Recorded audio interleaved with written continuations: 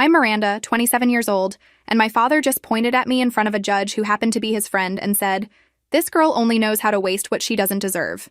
He was demanding every penny of the fortune my grandfather left specifically to me in his will. The judge nodded in agreement while my father's lawyer smiled, certain of victory. Where are you watching from today? Drop your location in the comments below and hit that like and subscribe button if you've ever felt completely betrayed by family. You'll definitely want to stick around for what happened next.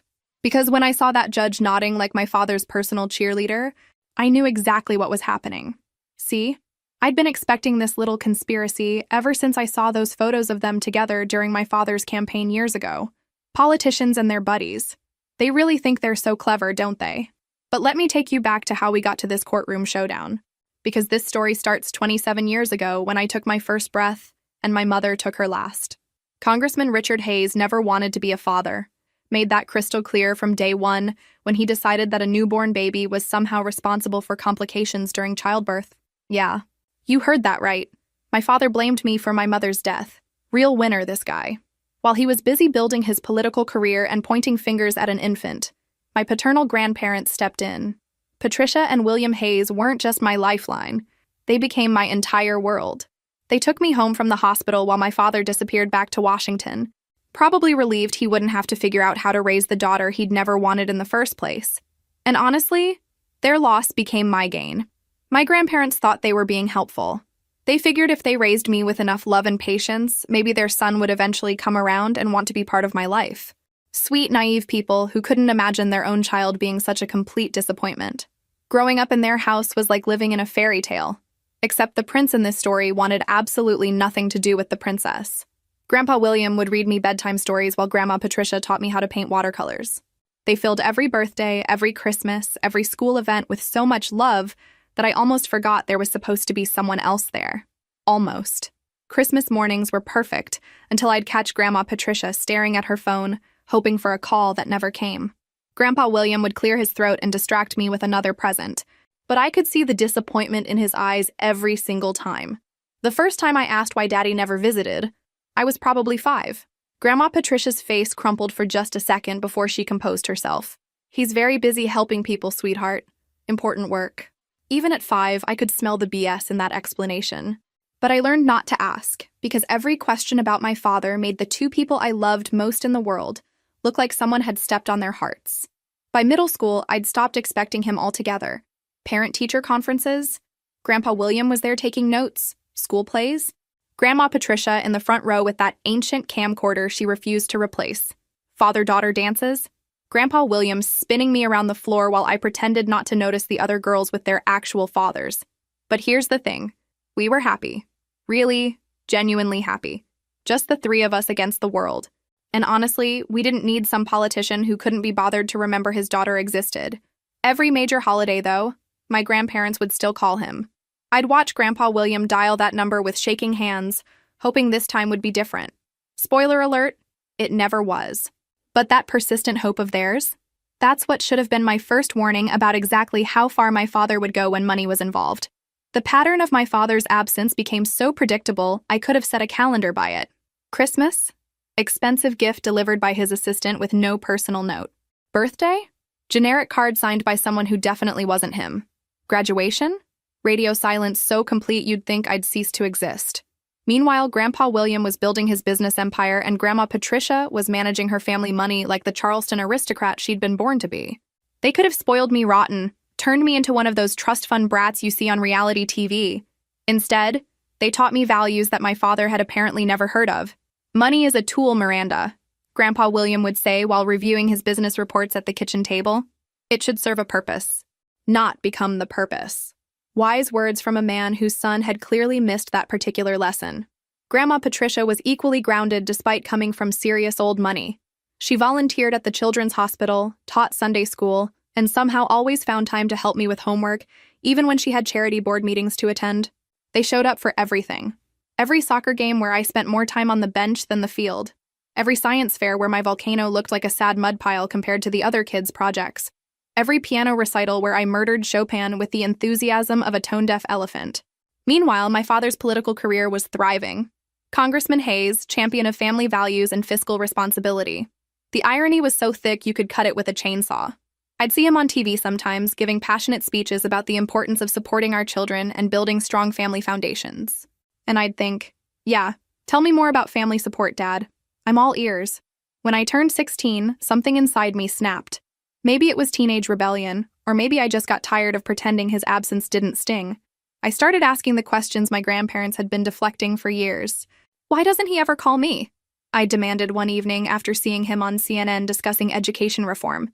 He talks about children's futures on national television, but he can't remember his own daughter has one. Grandpa William set down his newspaper slowly.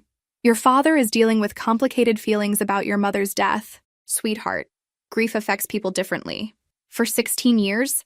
I shot back. That's not grief, Grandpa. That's a choice, a really crappy one. Grandma Patricia's eyes filled with tears, but she didn't argue. After 16 years of making excuses for their son, even they were running out of believable explanations. High school brought college preparation, and my grandparents went all out. SAT tutors, college visits, application fees, they supported every dream I mentioned. When I got into Duke University with a partial scholarship, they threw a celebration dinner that could have fed a small country. My father's response? A congratulations card with typed text and his assistant's initials at the bottom. Not even the courtesy of a personal signature. That's when I officially stopped caring whether he acknowledged my existence. I mean, what's the point of wanting approval from someone who treats you like an inconvenience he never signed up for? During college, I'd come home for holidays and watch my grandparents get a little older, a little more fragile. They'd ask about my classes, my friends, my plans with genuine interest because they actually cared about the person I was becoming. 21 years old, and I'd never had a real conversation with my biological father. 21 years of birthdays and holidays and accomplishments he'd missed by choice. I graduated summa cum laude with a business degree. Grandpa William cried during my valedictorian speech. Grandma Patricia took approximately 300 photos. My father's reserved seat remained empty, as usual. That night at dinner, Grandpa William raised his champagne glass. To Miranda, who proves every day that the best families are built on love, not biology. Looking back, I should have known he was already planning something big. Something that would finally force his son to show his true colors. But at the time, I just thought it was another toast from the man who'd been more of a father to me than my actual father ever was. College graduation was supposed to mark the beginning of my independent adult life. I moved back home temporarily while job hunting, and honestly, I was thrilled to be back with my grandparents. The house felt different, though. Quieter in a way that had nothing to do with my being away. Grandma Patricia wasn't quite herself anymore. She moved slower in the mornings, and her hands had developed a slight tremor when she poured coffee. She'd get tired during our weekend shopping trips, needing to sit down more frequently than before. At first, I chalked it up to normal aging. She was in her 70s, after all. But something nagged at me, some instinct that whispered this wasn't just about getting older.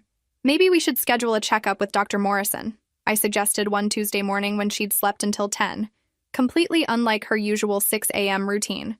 Oh, sweetheart, I'm fine. She waved me off with a smile that didn't quite reach her eyes. Just tired from all that gardening yesterday.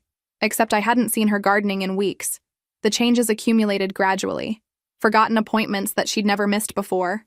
Questions repeated within the same conversation.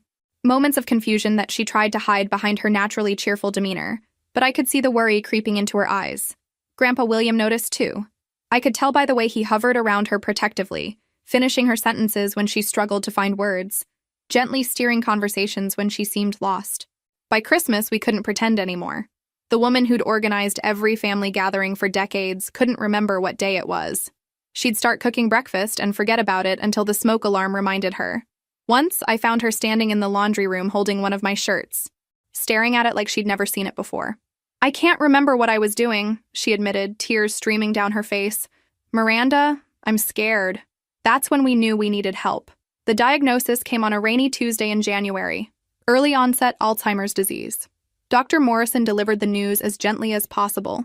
But there's no soft way to tell a family that their anchor is slowly disappearing. Grandpa William aged 10 years in that doctor's office. I watched this strong man who'd built companies and raised me through every childhood crisis simply crumble. His hands shook as he asked about treatments, about prognosis, about how much time we had left.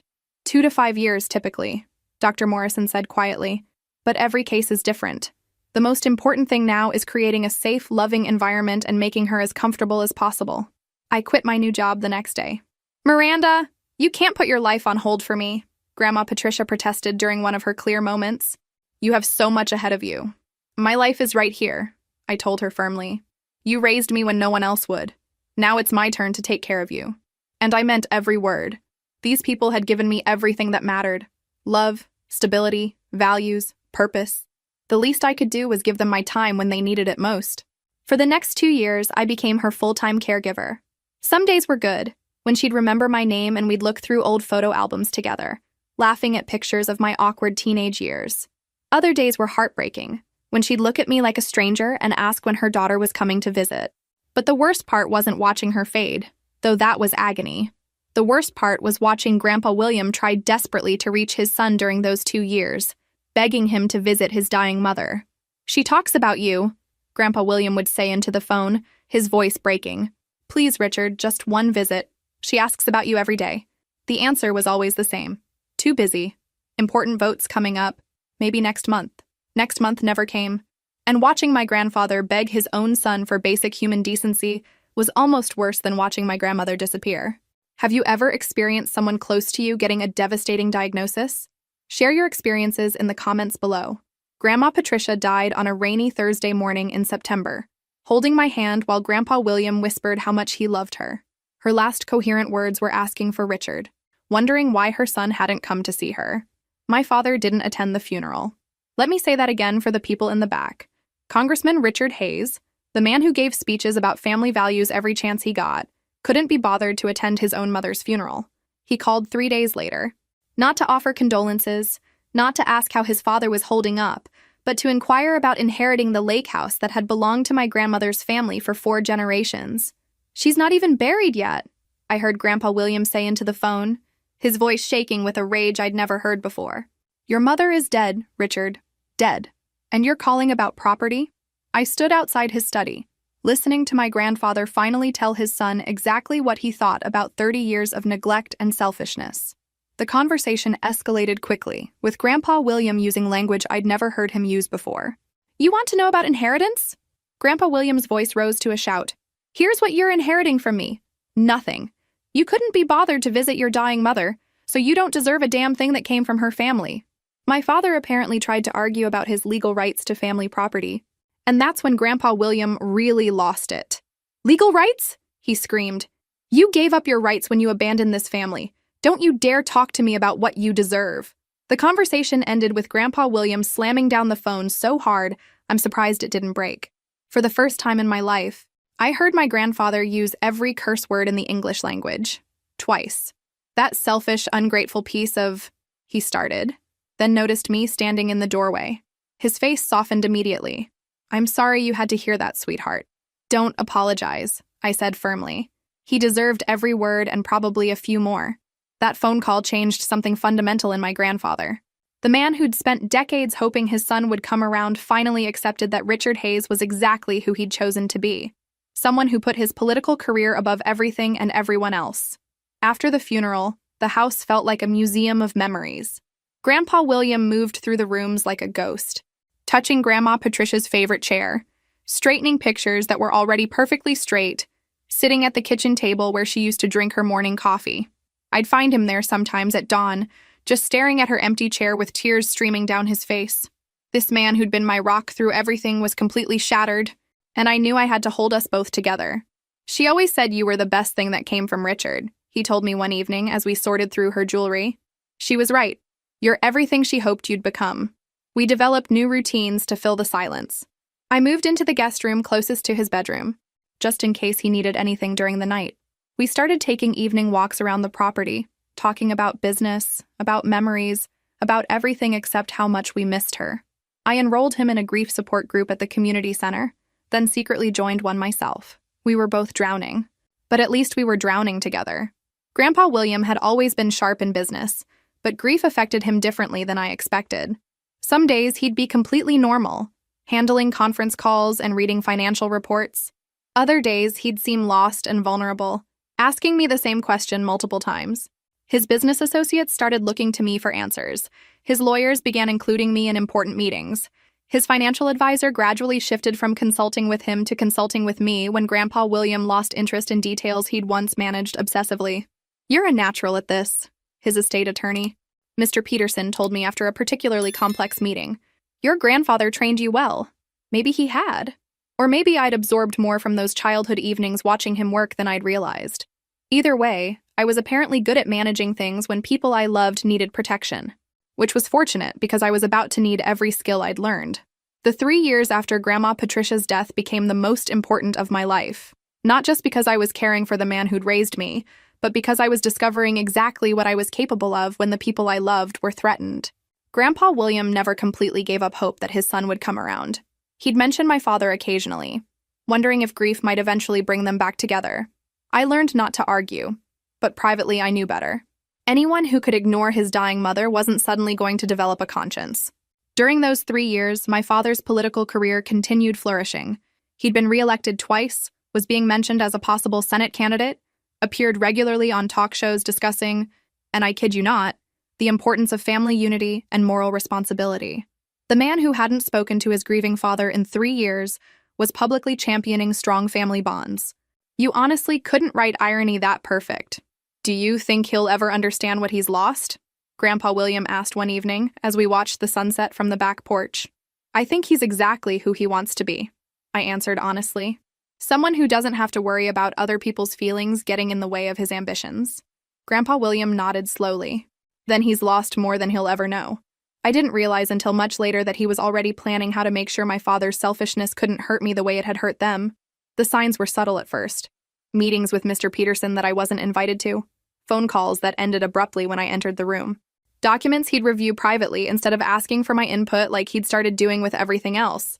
When I asked about it, he'd just smile and say he was updating some old paperwork. Nothing urgent. I trusted him completely, which is probably why I never suspected he was orchestrating what would become the biggest surprise of my life. Grandpa William's health declined gradually over that final year, but his mind remained sharp when it came to business and family matters. He still woke every morning at 6, read multiple newspapers cover to cover, and could recall investment details that impressed his advisors. But I noticed the small changes. He tired more easily during our evening walks. He started needing afternoon naps, something the energetic man who'd raised me had never required. His appetite decreased, and he'd push food around his plate during the dinners I'd learned to cook from Grandma Patricia's old recipe cards. Are you feeling all right? I'd ask when I caught him staring out the window instead of eating. Just thinking about your grandmother, he'd say with a sad smile. Some days I miss her so much it feels like a physical ache. Dr. Morrison said his heart was simply wearing out, not from disease, but from a lifetime of hard work and the stress of losing his life partner. He's grieving in his own way, the doctor explained. Sometimes the heart can't distinguish between emotional pain and physical strain. I understood. Some nights I'd hear him talking to Grandma Patricia's picture on his nightstand, telling her about his day or asking her opinion about business decisions. It would have been heartbreaking if it wasn't so incredibly sweet. During what turned out to be his final year, we grew even closer. He started sharing stories about his childhood, his early business ventures, mistakes he'd made, and lessons he'd learned. It felt like he was passing down everything he wanted me to know about life and survival. The most important thing I can teach you, he said one evening as we sat in his study, is that loyalty must be earned, not inherited. Your father thinks family means automatic entitlement to forgiveness and support. That's not how real relationships work. He was preparing me for something, though I didn't understand what at the time. The lawyers visited more frequently during those months. Mr. Peterson would arrive with thick folders, and they'd disappear into the study for hours. When I'd ask about it, Grandpa William would just say he was getting his affairs in order to make things easier for me later. I should have pressed for details, but honestly, I didn't want to think about a future without him. He was the last connection to my childhood, to everything stable and loving in my world. But he was planning something that would change everything. The end came suddenly on a Tuesday morning in March. I found Grandpa William in his favorite leather chair in the study, still wearing his reading glasses and holding the morning financial reports. He looked peaceful, like he'd simply fallen asleep while checking his investments. The paramedics said his heart had just stopped, probably sometime before dawn. No pain, no struggle, just the quiet end of a life well lived. I called Mr. Peterson before I called anyone else, though I couldn't exactly explain why. Maybe because Grandpa William had always handled difficult situations by calling his lawyer first. Maybe because I already sensed that his death would bring complications I wasn't prepared for. I'll be right there, Mr. Peterson said immediately. Don't call anyone else until I arrive, Miranda. That's very important. Within an hour, he was sitting across from me in the same study where Grandpa William had spent his final moments, holding a thick envelope with my name written in my grandfather's distinctive handwriting. "Your grandfather was a very thorough man," Mr. Peterson began carefully. "He anticipated several possible scenarios following his death, and he wanted to make sure you were protected." Protected from what? I wondered, but I was about to find out. The will reading was scheduled for the following Friday, giving me exactly 1 week to process what Mr. Peterson warned would be an unusual situation. I spent those days making funeral arrangements while trying to understand the lawyer's cryptic warnings about potential challenges. Grandpa William's service was beautiful and heartbreaking. The church was packed with business associates, community leaders, and family friends who'd watched him live with integrity for 8 decades. I delivered a eulogy about the man who'd taught me everything important about life, love, and loyalty. My father didn't attend this funeral either. He didn't call, didn't send flowers, didn't acknowledge that his father had died. 3 days after losing the last parent he'd ever have, Congressman Richard Hayes remained completely silent. Some things never change, right? The will reading took place in Mr. Peterson's downtown office, all dark wood paneling and serious leather chairs. I arrived early, partly from nervousness and partly because punctuality was one of many values Grandpa William had drilled into me. "Coffee?" Mr. Peterson offered, gesturing toward an elegant service set up on the side table. "This might take a while." I was adding cream to my cup when the office door opened and my father walked in. It had been months since I'd seen him in person, probably at some political fundraiser where he'd acknowledged me with a polite nod across the room like I was a distant acquaintance. Today, he looked very interested indeed. Funny how money brings out people's sudden desire to reconnect with family. "Miranda," he said with his practiced politician smile, like we were old friends meeting for lunch. "I'm sorry about William. This must be very difficult for you." The casual use of his father's first name, like they'd been equals instead of estranged father and son, made my skin crawl. But I managed a polite nod and turned back to my coffee. My father's lawyer arrived next, a sharp-faced man in an expensive suit who introduced himself as James Morrison. He shook hands with my father like they were old colleagues, which they probably were. "Shall we begin?" Mr. Peterson asked once everyone was seated around the conference table. The first part of the will was straightforward enough. Charitable donations to organizations Grandpa William had supported for decades. Generous bequests to longtime employees. A college fund for the groundskeeper's children. Then came the part that changed everything. "To my son, Richard Hayes," Mr. Peterson read in his careful lawyer's voice, "I leave my complete disappointment in the man he chose to become, and my sincere hope that he will someday understand what he lost by abandoning his family." You could have heard a pin drop in that room. My father's face went through several interesting color changes. Red, then white, then an alarming shade of purple. His lawyer started to object, but Mr. Peterson held up a hand. "To my beloved granddaughter, Miranda Hayes, who has shown more love, loyalty, and integrity in 27 years than her father has demonstrated in his entire life, I leave the entirety of my estate. All properties, investments, business holdings, and personal assets shall transfer to Miranda immediately upon my death." The silence that followed was absolutely deafening. If I thought the silence after the will reading was uncomfortable, the explosion that followed was downright volcanic. My father's lawyer was on his feet before Mr. Peterson had even finished reading, spouting legal objections like a malfunctioning sprinkler system. "This will is clearly the product of undue influence and diminished capacity," he declared with all the indignation money could buy. "We'll be filing challenges immediately." But Mr. Peterson just smiled like he'd been expecting exactly this reaction. "Your grandfather anticipated that response, Miranda. That's why he spent the last year meticulously documenting his mental competence and the reasoning behind his decisions." He opened another envelope and pulled out medical records, psychological evaluations, and what appeared to be a handwritten letter dated just 2 weeks before Grandpa William's death. "He also wanted me to give you this," Mr. Peterson said, handing me the letter, "to read after your father heard the will." My hands shook slightly as I unfolded the paper and recognized Grandpa William's familiar handwriting. "My dearest Miranda, if you're reading this, then Richard has just learned that actions have consequences. You are my heir because you earned it through love, loyalty, and character. He is not my heir because he chose politics over family, ambition over love, and selfishness over responsibility. What happens next will show you exactly who he really is. Trust Mr. Peterson, trust yourself, and remember that the best revenge is living well. All my love, Grandpa William." I looked up to find my father staring at me with an expression I'd never seen before. Not grief, not remorse, not even embarrassment. Pure, calculating fury. That's when I knew this was just the beginning of the war. My father didn't waste time on subtlety. Within 48 hours of the will reading, the full force of his political machinery was aimed squarely at destroying my reputation and forcing me into submission. It started with the phone calls from reporters asking loaded questions about my relationship with my grandfather.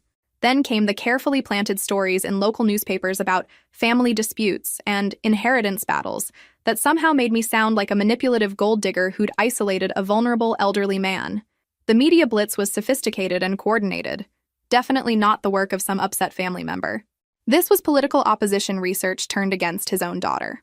He's trying to control the narrative, Mr. Peterson explained during an emergency meeting at his office. Classic political strategy: shape public opinion before the case gets to court. The legal challenges came next, wave after wave of motions questioning every aspect of my relationship with my grandparents. They wanted my medical records, my college transcripts, my employment history, basically anything they could use to paint me as unstable or financially desperate.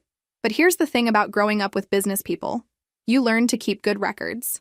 I had documentation for everything, from my academic scholarships to my employment offers to my decision to quit my job to care for Grandma Patricia. My life was an open book, and every page told the story of someone who'd never needed or asked for anything from anyone. The pressure campaign escalated when reporters started camping outside my house, shoving microphones in my face every time I stepped outside. They'd ask whether I felt guilty about keeping a son from his rightful inheritance, and if I thought I'd manipulated a grieving widower, rightful inheritance, from a man he hadn't spoken to in 3 years. The audacity was actually impressive. But my father had made one crucial miscalculation. He assumed I was still that little girl who desperately wanted his approval, who'd been hurt by his rejection, who'd do anything to avoid public conflict with the powerful Congressman Hayes. Instead, he was dealing with the woman his parents had raised, someone who understood that some fights are worth having, no matter who's on the other side. And I was about to remind him exactly where I'd learned to be this stubborn. What do you think Miranda's next move should be? Share your predictions in the comments below. My father's masterstroke came 3 weeks before our court date, and I have to admit it was brilliant in its simplicity. If he couldn't win the legal battle on merit, he'd just make sure he controlled who made the decision. I was reading the morning newspaper when I saw it. A photo from a political fundraiser showing Congressman Hayes sharing a laugh with several local dignitaries, including Judge Martin Crawford, who happened to preside over probate cases in our county. "Old friends from law school," read the caption, "still making time for each other despite busy schedules." I stared at that photo for a long moment, feeling my stomach drop. Judge Crawford would be hearing our case in exactly 3 weeks. The same Judge Crawford who was apparently such good friends with my father that they posed for pictures together at political events. Of course, because why would anything about this situation be fair or straightforward? The funny thing is, I'd actually seen photos of them together before. During my father's various campaign seasons, there'd been pictures in the paper, mentions on social media, the usual political glad-handing that comes with running for office in a small state where everyone knows everyone. I'd never paid much attention at the time, just another politician schmoozing with another local official. But now, with our inheritance case assigned to Judge Crawford's courtroom, those friendly photos took on a much more sinister meaning. I called Mr. Peterson immediately. "This is highly irregular," he said after I faxed him the newspaper clipping. "A judge should recuse himself if he has a personal relationship with one of the parties. So we file a motion asking him to step aside? We can try. But it's not that simple. We'd need to prove an actual conflict of interest, not just that they know each other professionally. And if we challenge it, your father's team will argue we're forum shopping because we don't like our assigned judge." So the system was rigged and my father knew exactly how to work it. But I'd learned a few things about systems from watching Grandpa William navigate business deals for 27 years. Every system has weaknesses, and every powerful person has something they don't want exposed. The legal pressure continued building as we approached the court date. My father's team filed motion after motion demanding access to every detail of my life, looking for anything they could use to support their undue influence theory. They wanted proof that I'd isolated my grandfather from his loving son, evidence that I'd manipulated a confused elderly man for financial gain, documentation of my supposedly unstable mental state that made me unfit to inherit anything. What they got instead was a paper trail showing a woman who'd never asked for anything, never needed anything, and had turned down lucrative opportunities to care for family members who needed her. The fishing expedition backfired spectacularly, but that didn't stop them from trying new angles of attack. 2 weeks before the hearing, the pressure campaign took a more personal turn. Someone, and I'm sure it was a complete coincidence, leaked my home address to every news outlet in the state. Suddenly, I had camera crews camping on my front lawn 24 hours a day. Anonymous tips started appearing on social media questioning my mental stability and suggesting I'd financially abused my grandfather. Blog posts wondered aloud whether I was qualified to manage the inheritance I was trying to steal. It was a coordinated character assassination, designed to make me look like exactly the kind of person who would manipulate a vulnerable elderly man. The strategy was sophisticated, ruthless, and completely typical of the man who'd spent his entire career putting politics ahead of family. But while my father was busy trying to destroy my reputation, I was quietly preparing something that would end this charade once and for all. You see, I'd been thinking about those photos of him and Judge Crawford. Not just the recent ones, but all the ones I'd seen over the years. Campaign events, charity dinners, social gatherings where they'd posed together like old friends. And I'd been documenting them. Every single one I could find. Because if my father wanted to play games with the judicial system, I was going to remind everyone exactly what the rules were supposed to be. The week before our court date, I spent every spare moment going through old newspapers, campaign websites, and social media posts. What I found was exactly what I'd expected. Years of photographic evidence showing my father and Judge Crawford together at various political and social events. Not just casual professional encounters, but the kind of friendly, relaxed photos you take with someone you actually like and trust. Campaign fundraisers where they were clearly enjoying each other's company. Charity events where they posed with their arms around each other's shoulders. Even a few family-style gatherings where their wives appeared in the same pictures. These weren't distant professional acquaintances who occasionally crossed paths at official functions. These were friends. Close enough friends that they'd maintained a relationship spanning multiple election cycles and social seasons. The kind of friendship that should have made Judge Crawford recuse himself the moment our case landed on his desk.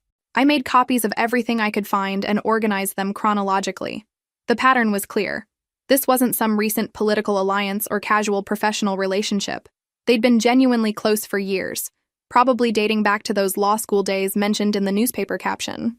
Mr. Peterson reviewed my collection with interest but cautioned against overconfidence. "These photos prove they're friends," he said, "but we'd still need to show that the friendship creates an actual conflict of interest. The judge could argue that he's capable of being impartial despite their personal relationship. Even when one friend is asking him to take money away from someone and give it to the other friend, that's the argument we'd make. Yes, but judges have wide discretion in these matters, and Crawford could simply claim he's following the law regardless of personal feelings. In other words, Judge Crawford could rule against me, claim he was just interpreting the will objectively, and nobody could prove otherwise. Unless, of course, he was stupid enough to show obvious bias in open court. The night before the hearing, I sat in Grandpa William's study, reviewing everything we'd prepared. Medical records proving his mental competence right up until his death. Witness testimony from doctors and business associates who'd interacted with him regularly. Documentation showing the careful thought he'd put into his estate planning. But my real weapon wasn't any of those official documents. It was a simple manila folder containing 24 photographs spanning 15 years, showing Judge Crawford and my father together at events ranging from political rallies to what looked like private dinner parties. Pictures that told the story of a friendship close enough that Crawford should never have agreed to hear this case in the first place. I also had something else. A pretty good sense of my father's personality, after 27 years of watching him operate. He was arrogant, used to getting his way, and not particularly good at hiding his feelings when things didn't go according to plan. If Judge Crawford started showing the kind of obvious favoritism I expected, my father would probably get cocky enough to say something that revealed just how predetermined this whole proceeding really was. All I had to do was wait for the right moment, then remind everyone in that courtroom exactly what the rules were supposed to be. The morning of the hearing, I dressed carefully in a navy blue suit that projected competence and respectability. I wanted to look like someone who deserved to be taken seriously, not dismissed as an emotional young woman making wild accusations. I also made sure to have those photographs organized and ready. If things went the way I expected, I was going to need them. The courthouse was packed when I arrived. Word had spread about the political family inheritance battle, and reporters lined the hallway hoping for drama. I walked past them without comment, carrying myself with the confidence Grandpa William had taught me. Judge Crawford's courtroom was standing room only. My father sat at the plaintiff's table looking every inch the distinguished statesman wronged by his ungrateful daughter. He'd even worn his American flag lapel pin, because apparently subtlety had never been his strong suit. When he saw me, he attempted what I guess was supposed to be a paternal smile. It looked more like a shark showing its teeth. Judge Crawford entered with his usual judicial authority, taking his place behind the bench with the confidence of someone who believed he controlled the entire situation. He had no idea what was about to hit him. The hearing began exactly as I'd expected it would, with my father's lawyer presenting a masterful piece of legal theater designed to paint my grandfather as a confused old man manipulated by his scheming granddaughter. They had medical records taken out of context, testimony from distant relatives who claimed Grandpa William had seemed different in his final months, and financial documents presented in ways that made my caregiving look suspicious instead of loving. It was all carefully crafted nonsense, but it was well-presented nonsense delivered by expensive lawyers who clearly knew how to work their audience. And Judge Crawford was definitely their audience. He nodded sympathetically throughout their presentation, asked pointed questions about my grandfather's mental state, and seemed genuinely concerned about the possibility that a vulnerable elderly man had been taken advantage of. The bias was so obvious it was almost insulting. This wasn't a judge carefully weighing evidence. This was a friend helping out another friend. When it was our turn, Mr. Peterson methodically presented our case. Medical evaluations proving Grandpa William's mental sharpness right up until his death. Testimony from doctors and business associates confirming his clear thinking. Documentation showing the careful consideration he'd put into his estate planning. Judge Crawford's interest visibly waned during our presentation. He checked his watch, shuffled papers, and asked fewer questions than he had during my father's case. By the time Mr. Peterson finished, it was clear that Judge Crawford had already made up his mind. We were just going through the motions of a fair hearing while he prepared to deliver the ruling his friend wanted. That's when I knew it was time to change the game entirely. Your Honor, Mr. Peterson said as he concluded our formal presentation, before you make your ruling, my client has something she'd like to address with the court. Judge Crawford looked annoyed that the granddaughter wanted to speak instead of letting the lawyers handle everything. Miss Hayes, this is highly irregular. Your attorney has presented your case quite thoroughly. I understand, Your Honor, I said, standing slowly and picking up the manila folder I'd placed beside my chair. But there's an important matter I need to bring to your attention before you make any decisions about this case. I could see my father's lawyer whispering urgently in his ear, probably warning him that I was about to try something unexpected. But my father just sat back with a confident smirk, probably figuring that whatever his daughter was planning couldn't possibly threaten his carefully orchestrated victory. Poor man had no idea what was coming. Your Honor, I continued, my voice carrying clearly through the packed courtroom, before you rule on this matter, I believe there's something important you should consider. I opened the folder and pulled out the first photograph, the recent newspaper clipping showing Judge Crawford and my father laughing together at a political fundraiser. This photograph shows you and my father together at what appears to be a social gathering rather than an official function, I said, holding it up so everyone in the courtroom could see it. Judge Crawford's expression shifted from annoyance to something approaching alarm. Miss Hayes, professional acquaintance is not grounds for recusal. You're absolutely right, I agreed pleasantly. Professional acquaintance isn't grounds for recusal, but close personal friendship certainly is. I pulled out another photograph, this one from an older campaign event where they were clearly enjoying themselves at what looked like a private celebration. And this picture, taken during my father's first congressional campaign, suggests a relationship that goes well beyond casual professional contact. The courtroom was completely silent now. I could see reporters scribbling notes and my father's confident expression starting to crack around the edges. But I was just getting started. I pulled out photograph after photograph, each one showing Judge Crawford and my father in increasingly social, friendly situations spanning more than a decade. Campaign celebrations where they were obviously having a great time together. Charity events where they posed like old friends. Even what appeared to be family gatherings where both their wives were present. Your Honor, I said, my voice remaining perfectly calm and professional, I have documentation spanning 15 years showing that you and my father have maintained what can only be described as a close personal friendship. Judge Crawford's face had gone pale, but he was still trying to maintain his judicial composure. Miss Hayes, these allegations are highly inappropriate. They're not allegations, I interrupted politely but firmly. They're documented facts supported by photographic evidence, newspaper reports, and public records spanning multiple election cycles. I spread more photos across the defense table. Campaign fundraisers where you've donated money to my father's political campaigns, social events where you've publicly endorsed his candidacy, charity dinners where you've served together on organizing committees. The silence in that courtroom was deafening. My father was staring at me like he'd never seen me before, probably realizing for the first time that his dismissed daughter had been paying attention all these years. Judge Crawford cleared his throat nervously. Miss Hayes, even if we were personal friends, which I'm not conceding, I am perfectly capable of being impartial in matters of law. That's when my father made his fatal mistake. Standing up at his table, his face red with anger and frustration at seeing his carefully orchestrated plan falling apart, he pointed directly at me and shouted the words that would destroy both their credibility. "This girl only knows how to waste what she doesn't deserve." Judge Crawford nodded in agreement before he could stop himself, then immediately realized what he'd just done. The bias he'd been trying to hide was now on full display for every reporter and court observer to witness.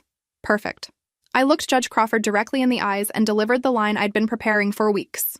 Se vó quer atuar favoravelmente a ele, eu entrego às autoridades competentes as provas de que vó és o amigos. Como as fotos públicas de vocês juntos tiradas na campanha política dele, tenho tudo documentado.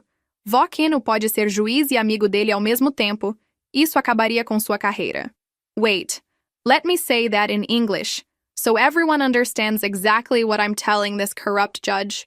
If you act favorably toward him, I'll turn over to the appropriate authorities proof that you two are friends, including public photos of you together taken during his political campaigns. I have everything documented. You can't be both judge and his friend at the same time. This would end your career. The courthouse fell so silent you could have heard a pin drop 3 counties away. Judge Crawford's face went through several color changes, white to gray to an alarming shade of green. His hands were shaking so badly he could barely hold his gavel.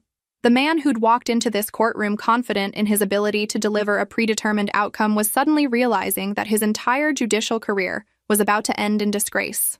We are not friends," he stammered, his voice barely audible, "and I will not act favorably toward the plaintiff." His voice grew slightly stronger as he continued, probably figuring this was his only chance to save himself. "We have an explicit will here from a man who was clearly of sound mind when he wrote it. The medical evidence supports his mental competence. The witness testimony confirms his intentions, and there are no grounds for overturning his clearly stated wishes." He paused, swallowing hard. "The inheritance will remain exactly as William Hayes specified in his testament. Case dismissed." He banged his gavel with shaking hands and immediately bolted from the bench, not even bothering with proper closing procedures. My father sat frozen at his table, staring at me like he was seeing me for the first time in his life.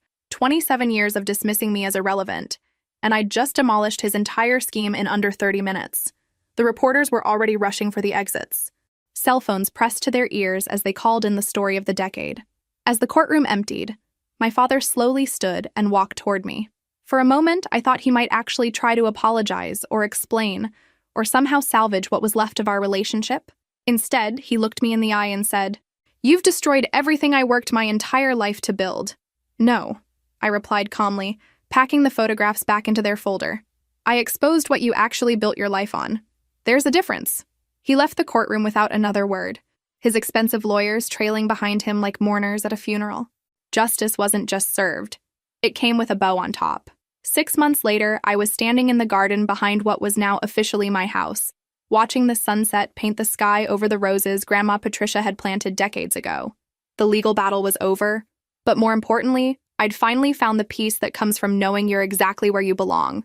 The aftermath of that courtroom confrontation had been even more satisfying than the victory itself. Judge Crawford resigned within the week, citing health concerns that fooled absolutely no one. The State Judicial Review Board launched an investigation that uncovered a pattern of questionable decisions in cases involving my father's political allies. My father's career imploded even more spectacularly. The House Ethics Committee opened an investigation into his use of political connections for personal gain. The State Bar Association started looking into Judge Crawford's involvement with my father's various legal matters over the years. Congressman Richard Hayes announced his resignation from Congress 3 months later, claiming he wanted to spend more time with family. The irony of that statement wasn't lost on anyone who knew our actual family history, but I wasn't interested in revenge or watching him suffer. I was too busy building the life my grandparents had always wanted me to have. I kept Grandpa William's business empire, but modernized the companies with practices that would have made him proud. Employee profit sharing, environmental responsibility, community investment, the kind of values-driven approach he'd always talked about but never quite implemented. The businesses thrived under management that actually cared about more than just quarterly profits. 8 months after the trial, I met David Richardson at a sustainable business conference where I was speaking about corporate responsibility. He was an environmental engineer who specialized in clean manufacturing processes, passionate about creating systems that worked for both companies and communities. Our first conversation lasted 4 hours and covered everything from renewable energy systems to the moral obligations of inherited wealth. He was intelligent, principled, and completely unimpressed by my money, which I found incredibly attractive. I judge people by what they build, not what they inherit, he told me over coffee after our third date. And what you're building with those companies is genuinely impressive. We were engaged within a year, married in the same church where I'd delivered eulogies for both my grandparents. It was a beautiful ceremony with close friends and the family I'd chosen rather than the one I'd been born into. My father didn't attend, obviously. According to the newspaper reports, he was too busy dealing with federal investigators looking into his political activities. David and I honeymooned in Ireland, visiting the countryside where Grandma Patricia's family had originated 3 generations earlier. Standing on cliffs overlooking the Atlantic, holding hands with the man I loved while surrounded by beauty that had endured for centuries, I felt the profound peace that comes from living authentically. A year later, we moved permanently into the main house where I'd grown up. We converted Grandpa William's study into David's home office and transformed Grandma Patricia's art room into a nursery. Our daughter, Patricia Rose Richardson, was born on a perfect spring morning exactly 2 years after the trial that changed everything. She has David's gentle nature and my grandmother's bright eyes, and she'll grow up knowing she's loved unconditionally by parents who chose each other deliberately. Our son, William David Richardson, arrived 18 months later with my stubborn streak and his father's calm temperament. He'll never doubt for a second that he's wanted and valued. My children will grow up in the same house where I learned about love, loyalty, and the difference between family and biology. They'll hear stories about great-grandparents who showed them that the best inheritance isn't money, it's values, integrity, and the unshakable knowledge that they deserve love simply for existing. My father had spent his entire life chasing power and status that never satisfied him. He'd sacrificed every meaningful relationship for career advancement that ultimately meant nothing when his corruption was exposed. Meanwhile, I'd inherited something far more valuable than any fortune: the wisdom to recognize what actually matters and the strength to fight for it when necessary. If this story resonated with you, make sure to like and subscribe for more stories about family, justice, and the courage it takes to stand up for what's right. Sometimes the people who underestimate us the most are the ones who end up learning the hardest lessons about our true strength. Thank you for joining me on this journey. And remember, the best inheritance isn't money or property.